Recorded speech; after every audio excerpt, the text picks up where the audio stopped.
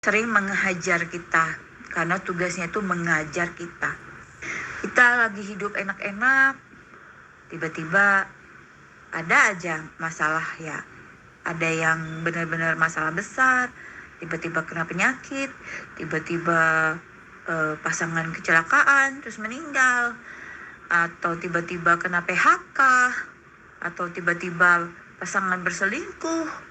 Banyak guys, banyak banget masalah di dunia ini. Jadi kalau kita punya anak ya, jangan dibikin lemah anak itu. Jangan dibikin selalu enak terus hidupnya. Dia harus mempersiapkan mentalnya untuk menghadapi hal-hal gak enak sejak dari kecil. Biar nanti pas dewasa gak terkejut dia, gak kena setrum dia gitu loh. Jadi kalau ada sesuatu yang mengecewakan dia, biarkan dia merasakan itu.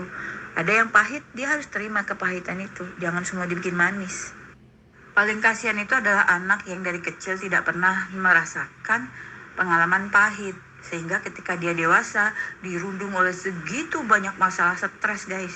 Mental breakdown dia gitu loh. Karena apa? Karena nggak pernah terlatih ya. Mentalnya itu kan perlu dilatih seperti otot. Ya, otot mental mengalami kesulitan itu harus dilatih dari kecil gitu. Jadi murid-murid aku itu tahu kalau aku tuh sangat keras gitu ya.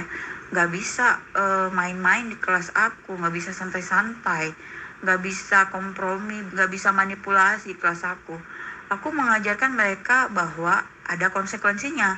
Ketika kamu A, maka akan jadi B. Ketika kamu B, maka akan jadi C. Dan mereka harus belajar itu.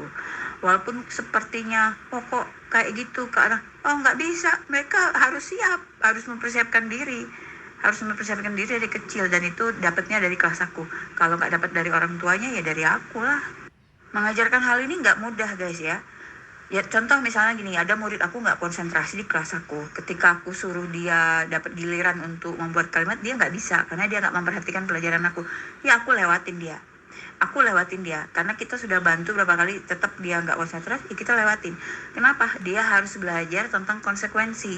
Ketika dia tidak konsentrasi, maka gurunya akan melewati dia. Itu dia harus belajar soal kayak gitu. Dan dia harus merasakan ini gitu loh.